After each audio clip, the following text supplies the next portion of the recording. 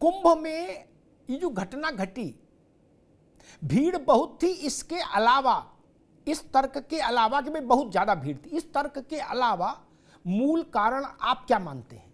क्या वजह रही इस घटना के घटने के पीछे? अमिताभ जी, निजी तौर पर मुझे निश्चित रूप से यह संदेह है कि इसके पीछे कोई शरारत है।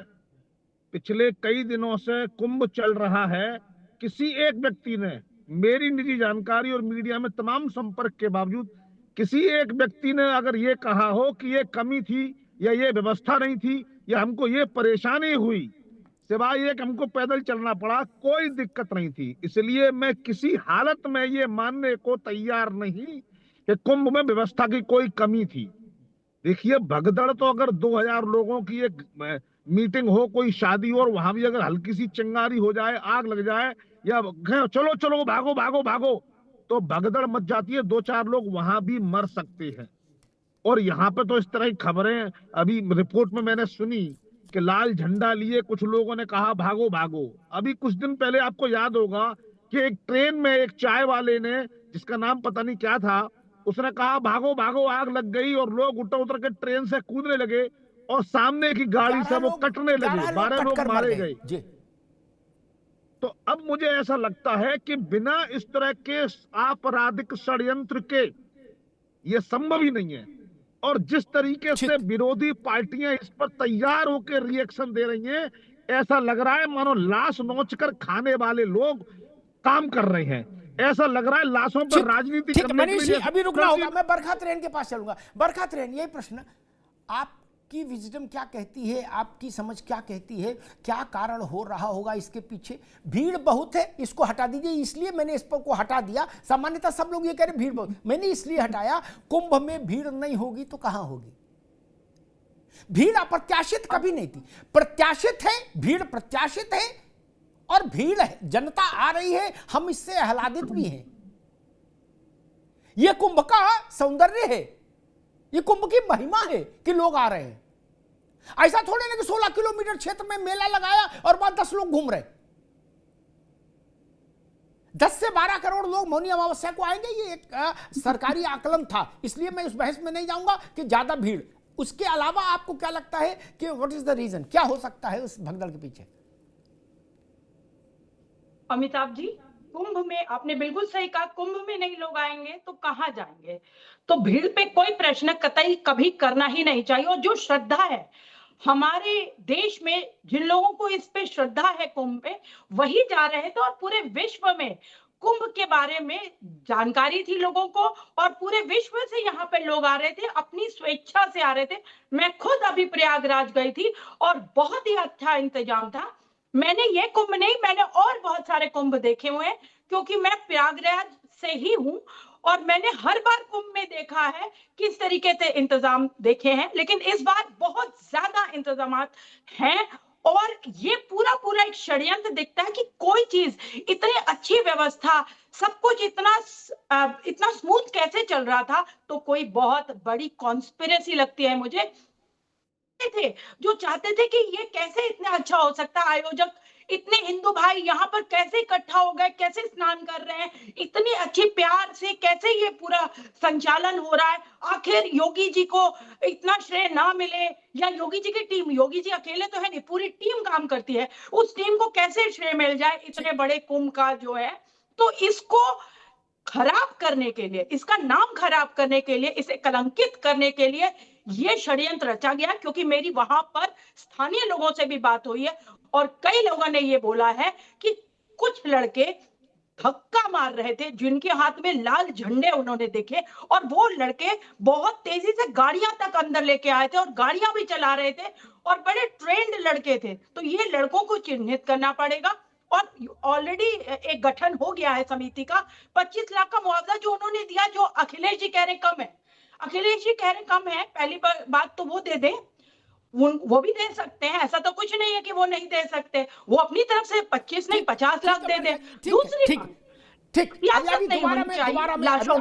दोबारा में आएंगे, कीर्तनी दीदी के पास जाओ। लेकिन एक बात समझिए, विपक्ष के नेता को यह मांग करने का अधिकार है कि मुआवजा कम है, इसमें कोई आपत्ति नहीं होनी चाहिए।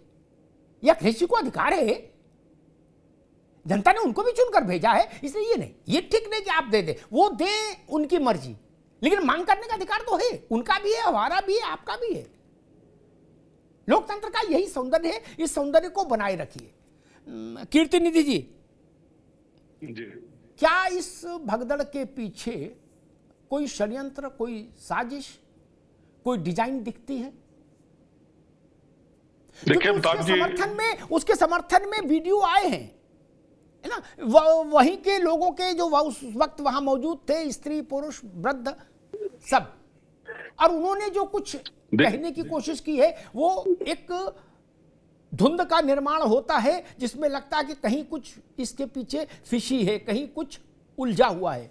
कीर्ति निधि जी, देखिए अमिताभ जी, आपने रिपोर्ट भी दिखाया इस शो से पहले, और जहां तक सवाल है कुंभ में भगदड़ का, तो लगातार आपने कहा कि संत और ननकू के लिए कुंभ है, संत और ननकू के लिए कुंभ आयोजित होता है।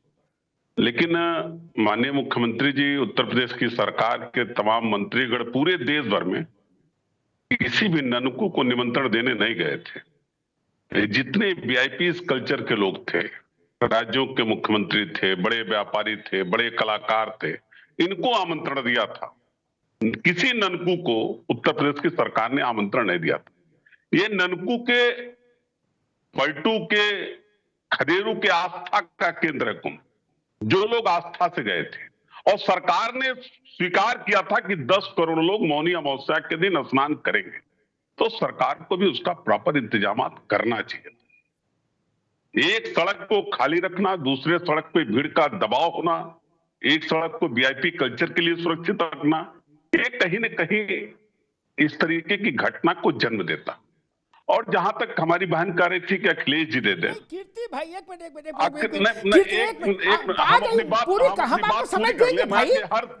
हम आपके हर सवाल का जवाब देंगे। अरे एक मिनट का वक्त, हम आपका हर सवाल का जवाब देंगे। ठीक भैया। जब जब जरूरत पड़ी है उत्तर प्रदेश के अंदर, जब जब जरूरत पड़ी है, तो अखिलेश यादव जी ने अपने पार्टी फंड से लोगों की मदद किया। 123 लोग मरे थे आगरा के पास, जो हाथरस, पाल साहब की एक हाथरस में, जो हाथरस में 136 प्रवचन चल रहा था, सबको 1-1 लाख रुपया पार्टी फंड से दिया था। और अगर योगी जी से फंड बढ़ाने की हम लोग मांग कर रहे हैं कि उस परिवार की आर्थिक मदद बढ़ा दी जाए, तो योगी जी को पार्टी फंड से नहीं देना है, भारतीय जनता पार्टी के फंड से नहीं देना है, वो हमारे टैक्स का पैसा है, हम टैक्स पेयर हैं। अगर उसको 50 लाख 1 करोड़ दे देंगे तो कुछ घटना नहीं है, सरकार के खजाने से देना। बहन, आपको भी उसमें मदद करनी चाहिए, सरकार से अपील करनी चाहिए कि उनकी मदद हो, उस परिवार की मदद हो जाएगी। तो आपको क्या तकलीफ है? ठीक बात, ठीक है। जो बात बरखा भी नहीं आएंगे, आप मेरी बहस का फॉर्मेट जानते हैं सब लोग। अब दीपक सोनकर जी के पास चलूंगा। जो बात बरखा त्रेन ने कही, मैंने उस पर पहले टिप्पणी कर दी थी कि नहीं, ये अधिकार सबका है, अखिलेश जी का ही नहीं। वो तो खैर राजनेता है, विपक्ष के नेता है बड़े, सबका अधिकार है भाई। हम सरकार से कुछ भी कह सकते हैं, सरकार हमारे ही द्वारा सृजित होती है, इसलिए वो विषय बड़ा नहीं। दीपक सोनकर, सारे तर्क एक तरफ, लेकिन कोई भी ऐसी घटना घटती है तो वो एक जो उल्लास का वातावरण चल रहा होता है, उसमें एक विचित्र सी भाव भंगिमा, विचित्र सी भाव दशा निर्मित हो जाती है। सब अच्छा चल रहा था, सच में दिव्य चल रहा था, अचानक से एक घटना घटी और उसने वातावरण को बदलने का प्रयास किया। मैं जितना समझ पाया अभी तक, कल से लेकर आज तक, नेता क्या कह रहे हैं मैं उसको बहुत उसमें नहीं रहता, नेताओं की अपनी एक लाइन लेंथ होती, लेकिन जनता इस बात से बहुत सख्त आक्रोशित है कि वीआईपीओ का क्या लेना देना, सबसे ज्यादा गदर वीआईपीओ का है। क्या, क्यों? यह बात मुझे बताने की जरूरत है क्या कि कुंभ सिर्फ 2 ही लोगों का होता है, ननकू का और जगत गुरु का, क्या बाकी किसी का नहीं है? आप ननकू बनकर जा सकते हैं तो जाइए, नहीं जा सकते अपने घर रहिए। कोई डॉक्टर ने बताया कि सब जाएंगे? दीपक सोनकर, एआई की मदद से अपनी फर्जी फोटो बना लो कुंभ में नहाते हुए और अपने घर में लगा लो। नहीं, आजकल तो फर्जी भी असली लगती है। और कोई लड़का गया और नहाने, उसके धड़ पर अपना सिर लगा लो, आपकी हो गई फोटो। मैं इतने लोगों से कुंभ में बात किया, 100 में 99 ने एक बात कही कि भाई साहब ये हूटर शूटर वाला ड्रामा बंद होना चाहिए। क्यों नहीं होता है बंद? और मैं तो कहता हूं जो जगत गुरु हैं शंकराचार्य, उनके पास भी 50 गाड़ी का पास क्यों है? क्यों है? 5 गाड़ी से काम नहीं चल सकता? 50 गाड़ी चाहिए। दीपक सोनकर,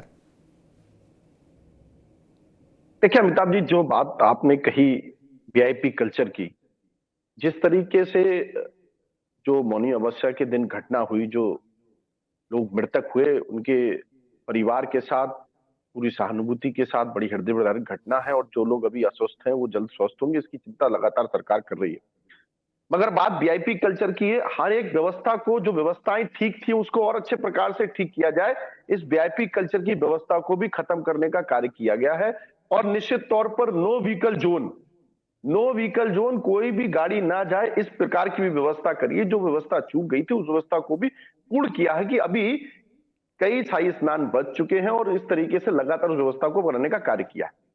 मगर जो बात चर्चा में निकल गई, आपने कहा कि किस तरीके से ये भीड़ थी, भीड़ को डाइवर्ट किसने किया, भीड़ को गुमराह किसने किया, भीड़ को बैरियर से कूदने पर मजबूर किसने किया।